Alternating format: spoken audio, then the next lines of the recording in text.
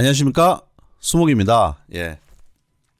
오늘은 수목투브에서 정말 야심찬 준비를 했습니다. 보고 계신 마이클 피게라는 분의 인터뷰를 준비했는데요. 이분은 유가랩스의 Chief Creative Officer이고요. 이분이 그 파리 블록체인 위크에서 했던 인터뷰를 한글로 번역해서 자막까지 넣는 작업을 했습니다. 자, 어떤 내용들을 다루고 있냐면요. 사실 내용이 너무 좋아서 여러분들과 공유하게 되었는데요. 보시는 바와 같이 유가랩스의 성공 요인, TwelveFold와 비트코인 Ordinals에 관한 관점, 또 굉장히 인사이트를 얻을 수가 있고요. 이 DookeyDash 게임을 통해서 얻은 교훈, 그리고 10KTF, 그리고 여러분이 가장 관심이 있으신 아더사이드에 관한 비전과 향후 전개에 대한 실마리를 얻을 수가 있습니다. 매우 중요하고요. 마지막으로 웹3로 진입하려는 기업들에 대한 조언, 그리고 웹3에 관심 있는 분들이 어떻게 참여하시면 좋을까 얘기를 해줍니다. 24분짜리 영상인데 정말 2번, 3번 보더라도 정말 시간이 아깝지 않은 아주 훌륭한 내용이니 여러분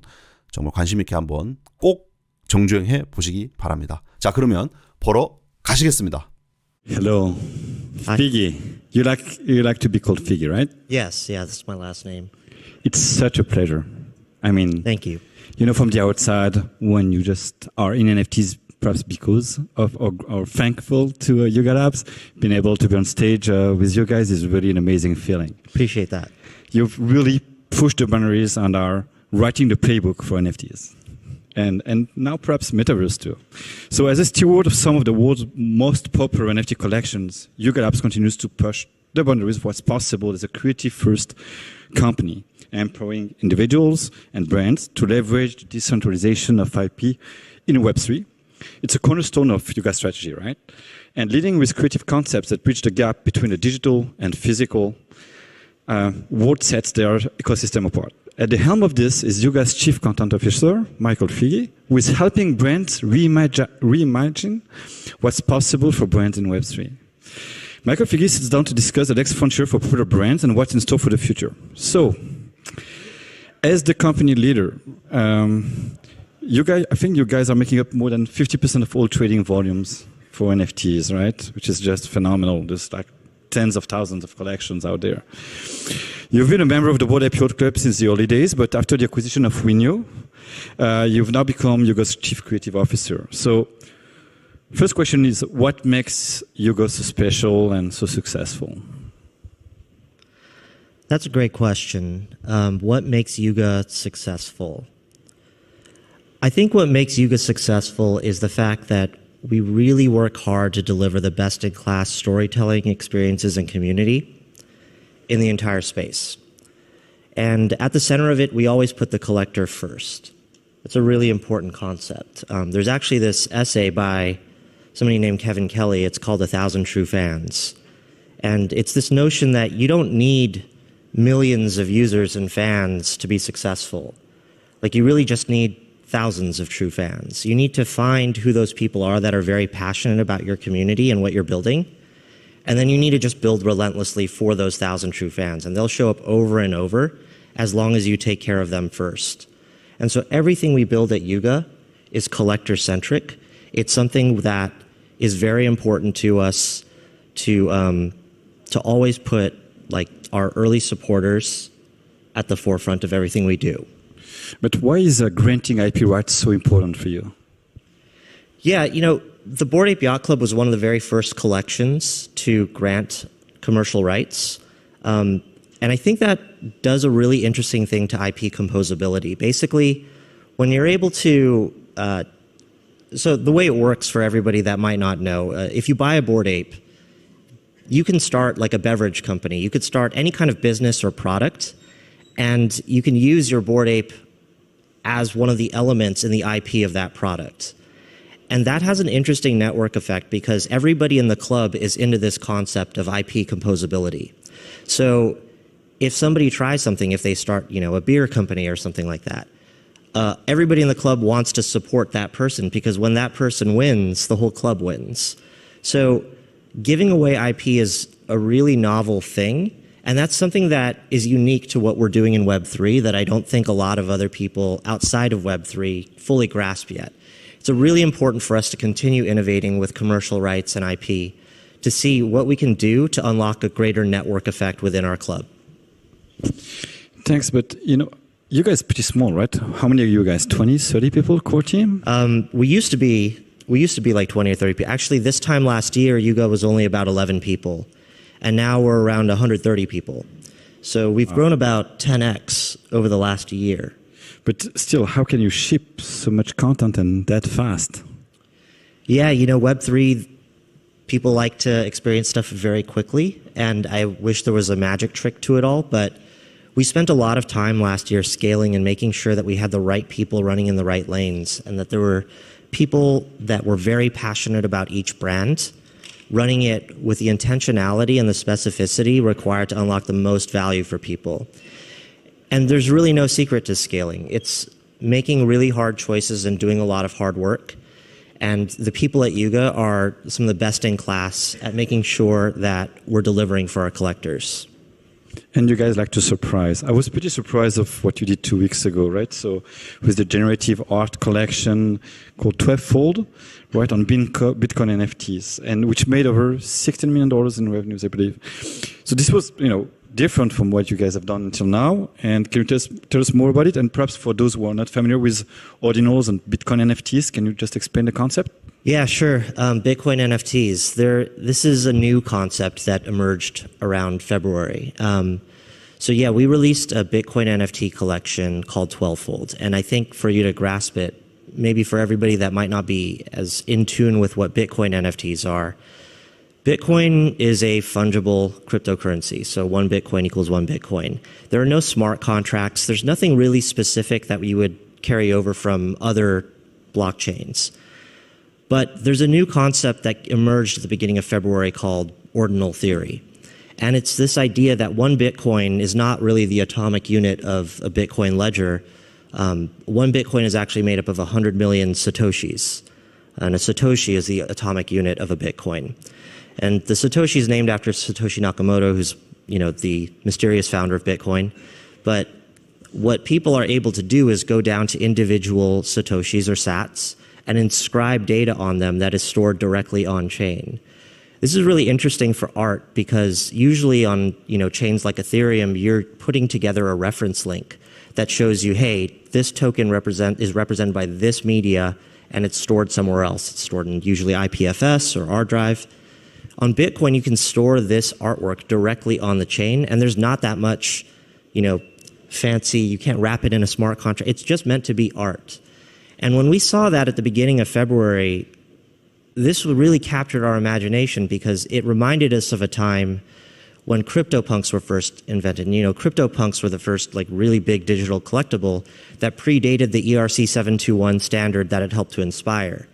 And we saw the same thing happening with ordinals, but the value proposition was kind of it was very early days.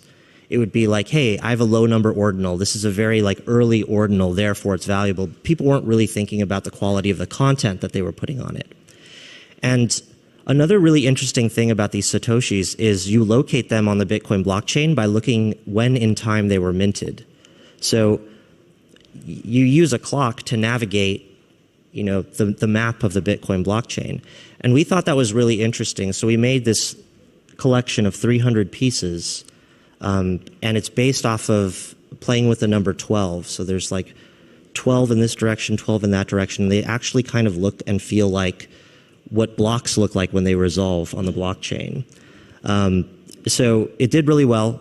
We made $16 million on it, and that's something that just shows that when you innovate at the right time with the right idea, people resonate with it and they want to support it. You guys also some part of mystery around Yuga always. It took some time to dox the founders, for example. And is it kind of the same thing that happened? So initially we didn't know who was the creator of TwelveFold, and then it looks like it's the man in front of me. Yeah, that's right. We didn't initially go out, and just to be clear, everyone at Yuga wanted to say, I was the author of TwelveFold. They wanted me to be front and center about it. But in crypto, there's collectors who want to maintain a level of anonymity. And I think it would also be fair to say that not all artists always want to be in the limelight. They don't all want to be front and center. In fact, there's a lot of people that are rank and file at Yuga that are brilliant artists. And so I didn't want to go out, but yes, I did create TwelveFold. I did create the 300 pieces. I am the artist behind it. Congrats. Thank you. But one of the narratives I want to push against is this separation between like, oh, you can't be an artist because you work at a company. I think it's really important for our industry to get away from that narrative because we only want the very best artists working with us. We only want the best artists working in our industry. So that's a really important reason why I think I wanted people to focus on the work rather than, who the author was. The person, yes. Makes sense. Does Yuga, thinking of continuing on Bitcoin? Yeah, I can't really get into what our next steps are going to be, but we're definitely working. There's no reporters in the room. Yes. We're definitely working on what we're going to do next on Bitcoin. Cool. Looking forward to it. So your newest collection, it's called Heavy Metal, was created through a skill-based game, which brought many professional esports players, right, to NFTs. So what else can we expect from Yuga on this front? Yeah, the Heavy Metal collection was part of DookeyDash, which is part of the Bored Ape Yacht Club experience. And one of the really interesting things about DookeyDash was it was one of our investigations into the intersection between Web3 and gaming. I think a lot of people really want to believe in the future of Web3 and gaming, but we need to do more deep experiments that put our collectors first to figure out what's the best way to onboard the next 1 million or 100 million people. And we want to do it incrementally. So when you look at how DookeyDash worked, we actually airdropped all the sewer passes to the Bored Ape holders and the Mutant holders. And that poses the first question, which is, how many of you want to play the game? And for people that want to play the game, there's a really great way to build value and get a high score, and you can move on to the next leg. But some people want to be passive collectors. And those folks, since they're our collectors and they are the ones who get first access to the sewer passes, they can make the choice either I can sell this pass right now and say this experience isn't for me, or I can maybe hire somebody who's more capable, like a professional esports player, and they can play to build value in the system for me. So one of the things that we really thought was interesting was this idea of delegation. And so there's two features, there's Warm Wallet and Delegate.cash, and they both enabled you to share your access to this game without actually having to transfer the NFT. And what we saw is, in bigger numbers than I think anybody was expecting, a lot more professional esports players were entering in the space, and some of them were earning more playing this game than they were in their traditional esports career, which was already fairly lucrative. Now, the financialization of all of it, that's a whole separate topic, but what we really wanted to do was ship something that was super fun. And so I think that's what we've done with Heavy Metal, and you're going to see in the coming weeks how that entire experience is going to transpire into the next iteration. So for all of this, I did it myself. So I tried to play. I'm really bad at gaming. I delegated through a company called Narva that is here. And it was an amazing feeling because my high score was like, I was the 200,000th guy. And then I saw people, competing with my own asset and bring me to the 7,000 rank. So it's like I run a marathon. I don't have to run it. Someone is running it for me. The feeling was super cool. Thank you. Yeah, I think that's something that's going to be an ongoing choice for people. But in our next activations, we don't want to really make this nothing but esports, right? Like, this was a cool thing to see. How do we get esports people involved? But we actually want to do different types of tests going forward with the Heavy Metal collection for different types of gamers. And what we learned there, we're going to take into all of the experiences we're building in the future. Thanks. So, quick question about 10KTF. So, it's like the Game of Thrones, right, of Web3. It starts out as an unassuming digital fashion project that erupts into a Kill Bill story with kaijus. So now that 10KTF, is part of Yuga Labs, how do you plan to incorporate that to the full ecosystem? And I think this question is more general than just Yuga. I mean, the market is so small that we are in, that there's a lot of collaboration that is needed, right? Metaverse needs to collaborate with NFT collections to make more engagement, for example, or brands need to collaborate to bring the physical aspect of the digital. And so how do you incorporate it? You guys are writing a playbook. So tell us. Yeah, sure. So 10KTF, for folks that don't know, it's a Web3 project, and it's a storytelling project that unfolds every Thursday. And it's actually, the name of it comes from the idea I was talking about earlier, the Kevin Kelly essay, 1,000 True Fans. We looked around and we said, where are all of the true fans actually located at in Web3? And the answer was that they exist in a lot of big pockets. Like there's 10,000 Bored Apes, there's 10,000 Cool Cats, there's 10,000 CryptoPunks. And so we really saw those as 10,000 true fans. And so that's, even though we don't really like push that as much, that's where 10KTF comes from. It's 10,000 true fans.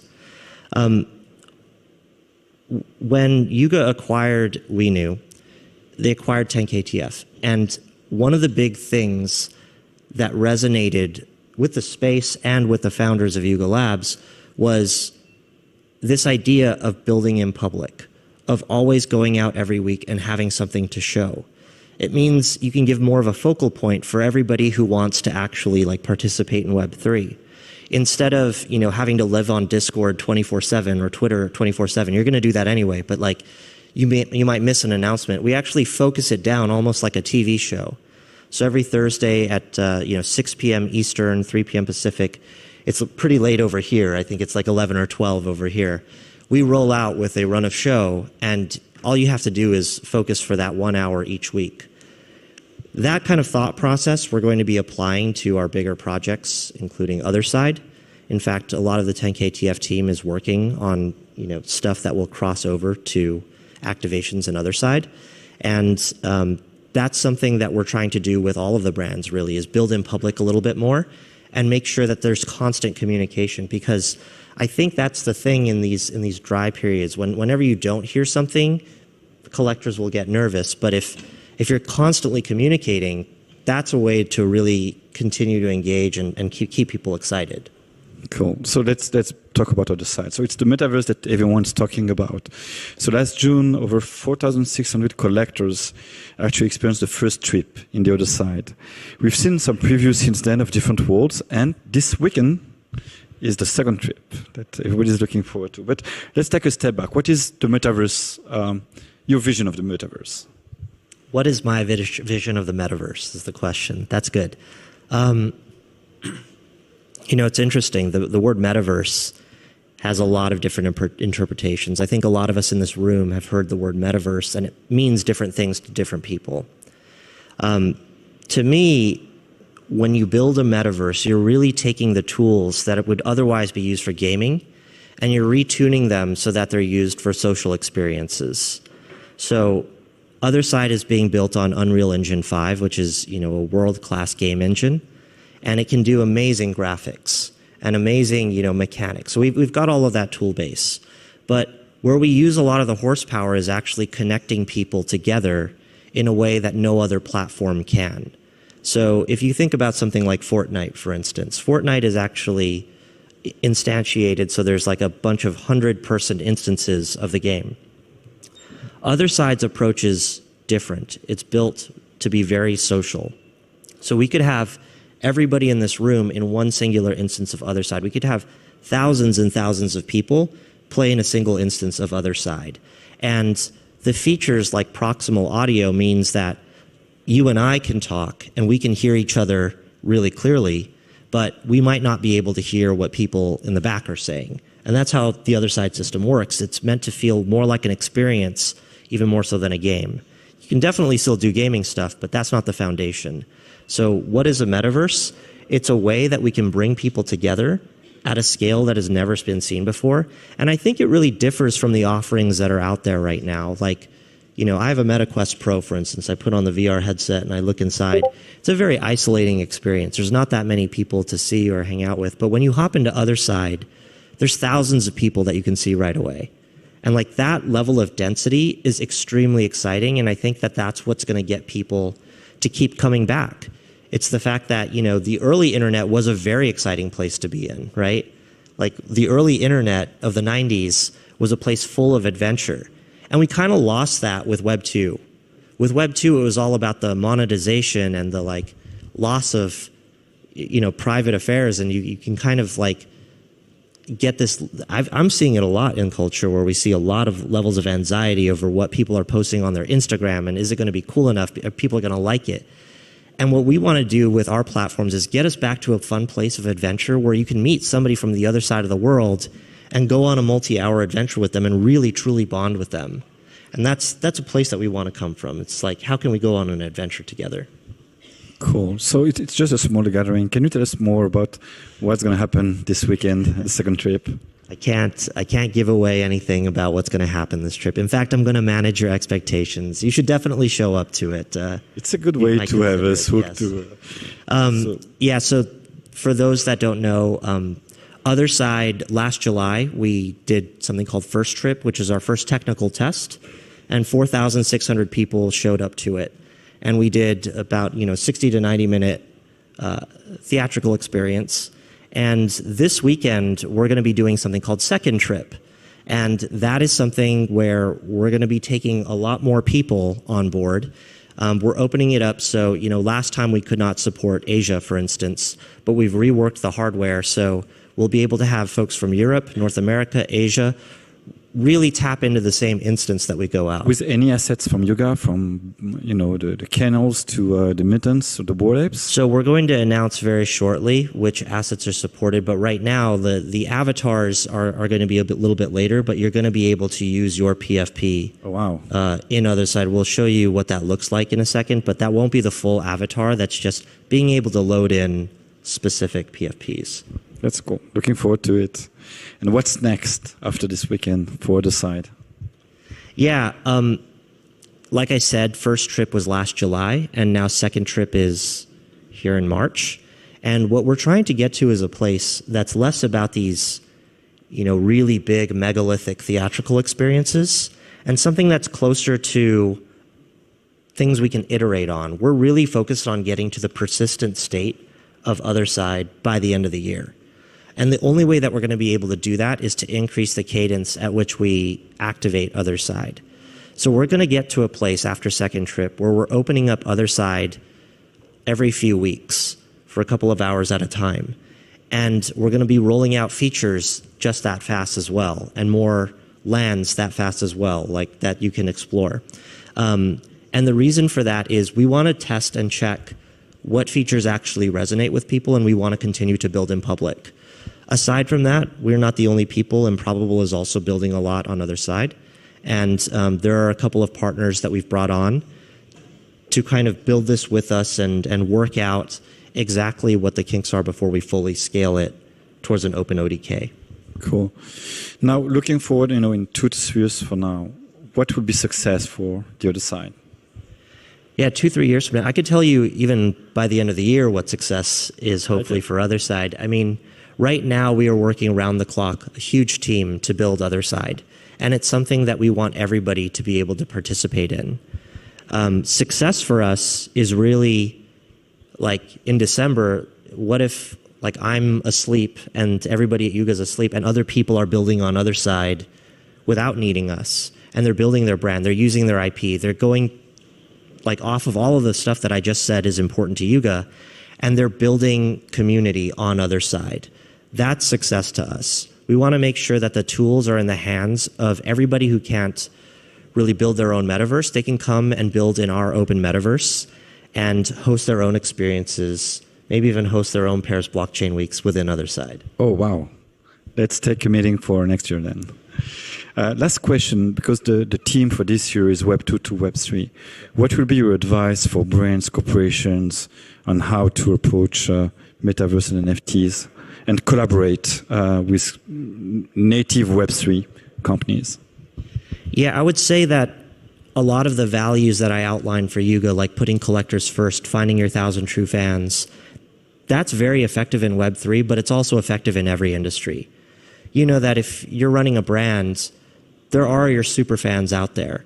There's, or if you're running a new product, there's super fans that are really passionate about finding your product or your brand, and you just need to find them and really make sure that you're catering to the things that they want, because they're going to be your biggest advocates. They're going to be the people who support you over and over, as long as you make sure that they continue to be your super fans by building stuff that they really like. So I would say for everybody that's kind of crypto curious or wanting to adventure into like how to be successful at Web3, think of 1,000 True Fans, and then also just be involved in the conversation. You know, being at events like this is really like an eye-opening way to tap into the scene. And, you know, consider getting a PFP. Like that's a really great way to be involved in a community and test out building for yourself. Figge, it was such an honor. And Thank really you. thanks for you and Yuga for writing this playbook for this amazing Web3 journey. I appreciate that. Thank you.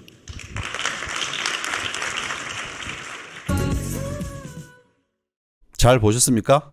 내용이 마음에 드셨다면 구독, 좋아요, 그리고 뭐 댓글도 남겨주시고요. 알람 설정해 두시면 새로운 영상이 올라올 때 바로 확인하실 수가 있습니다. 주변에 또 관심 있으실 만한 친구분들께 공유해 주셔도 좋겠고요. 그리고 수목튜브에서는 새로운 시도들을 계속 좀 하고 싶습니다. 요번에 처음으로 좋은 영상을 번역해서 자막을 넣었는데요. 희망 콘텐츠가 있으시면 언제든지 happysumok@gmail.com 이쪽으로 제안을 해주시면 괜찮은 내용이라고 판단될 경우에 최대한 반영해서 콘텐츠 준비해 보도록 하겠습니다. 그러면 다음 콘텐츠에서 또 뵙도록 하겠습니다.